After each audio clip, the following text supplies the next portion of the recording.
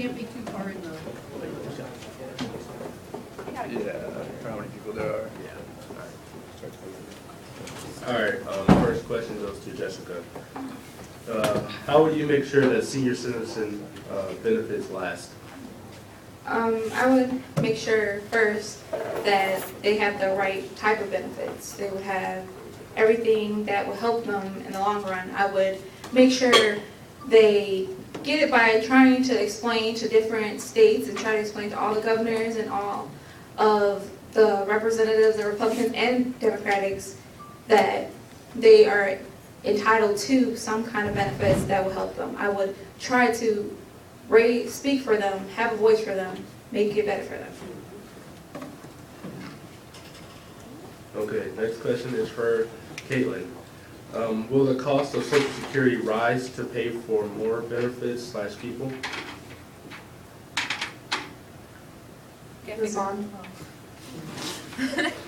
Well, for the future, it might rise because people didn't work like they used to back then, so they had more benefits. Like the jobs back then, they actually had to risk their lives for. Jeremy, come to the main office, please. Jeremy, come to the main office, please. Like jobs back then, maybe 50 years ago, they actually had to risk their lives for a lot of the jobs.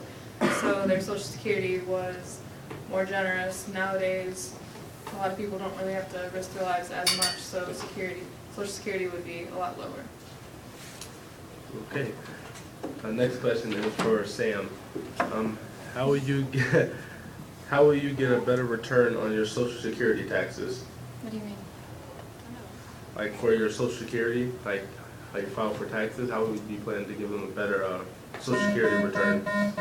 Chuck Ellens, come to the main office, please. Chuck Ellens.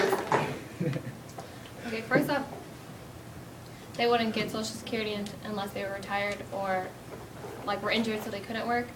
But it would be everything that they've worked up to, all of that they would get back plus more, because older people can't work and they also have to live off of it. So they would get all of their money that they put into Social Security, like none of it would be taken out by the government, it would all just go back to them. Okay. Teresa, as a country, we are in debt, major debt. How do you plan to maintain funding for senior citizens? Well, I ain't hear the last part. All right, as a country, we are in debt, major debt. How do you plan to maintain funding for senior citizens? Well, my plans are basically just to keep everything going, and it's like for senior citizens, like the. Wait a minute, repeat your question again. Okay, basically what I'm saying is, we owe a lot of people a lot of money. Okay. And we do definitely want to give the senior citizens who are retiring, Social Security for, the remainder of their lives. Mm-hmm. That costs money though. Mm-hmm. How do you plan to fund for that? I just plan that I think that the taxes should be raised a little bit, but like my saying is, things are going to get worse before it gets better. So people should be willing to pay taxes, and it's like, by the time the people that are paying taxes now for the senior citizens, like when they get older, they're going to want people to do the same thing for them. So.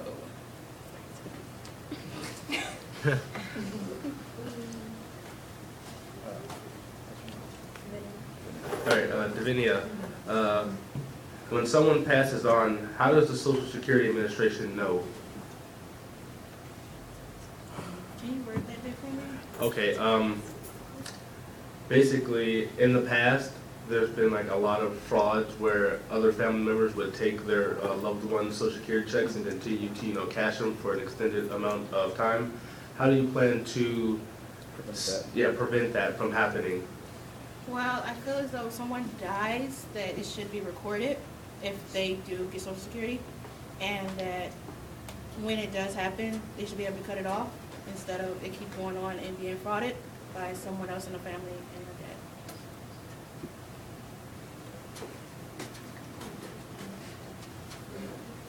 Brandon, as a general question, how will you help with Medicare?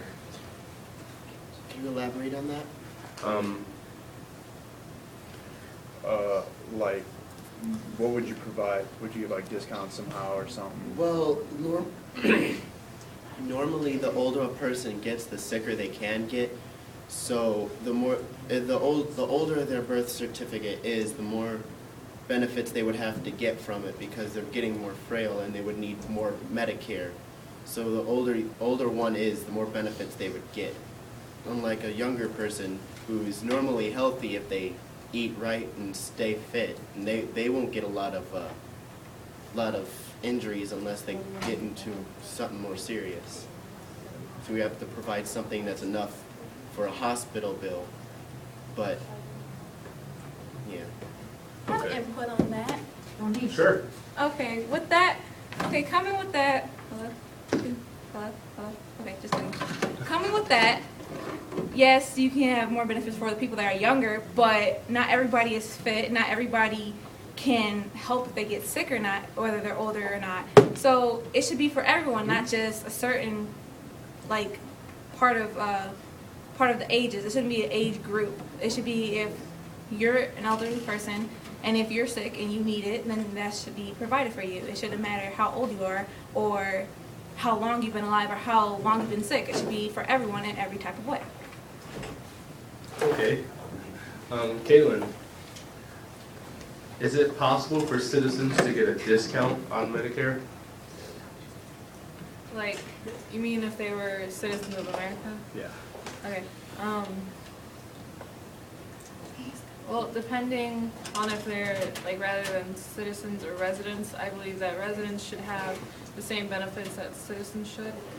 But if you are in this country illegally, I don't believe that you should have any of the benefits that we would have. You should be able to pay for yourself. Because if you can try and apply for Medicare or something like that, you should at least have your citizenship. Okay. Sam, how do you plan on making a better experience for people who are getting Medicare?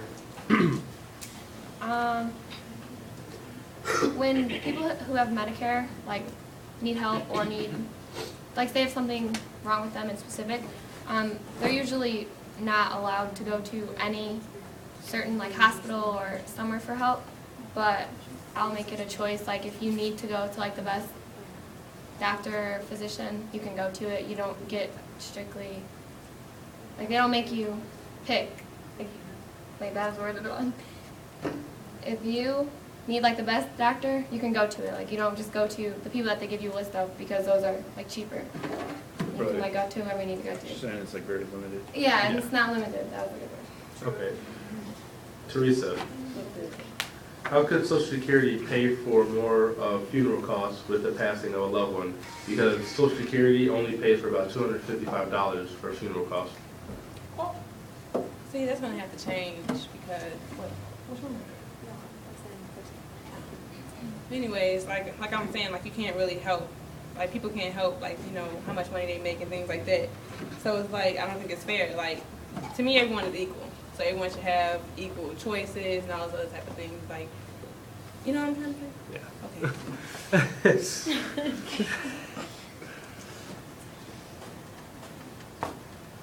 Okay. Davinia, is Social Security only for retired workers? No, I feel like Social Security should be for people who either have disabilities, and children have Social Security, and also people who have retired should be able to have it rather than just, you know, one specific group. Okay. Brandon, is there a certain age where you qualify for Medicaid and Social Security? No, because a person who's younger, well, depending on if the parents fully allow benefits to transfer from them to their children, they would need to be at least 18 to 19 to apply for their own insurance instead of living off their parents. Okay, but as pertaining to senior citizens, is there a certain age where they qualify? Like I know it. I just want to see if you know the age of which they qualify for Social Security and Medicaid. Well, I would normally say it because lately everyone in the United States is getting sicker because of the pollution that's happening around. So I would probably even though normally it would probably lower it maybe 50 or 60. Okay. I have input on that. Better. Okay, he said that the age is, I think, 60 or 65 for the Medicare and all, and Social Security and all that. Well, Correct.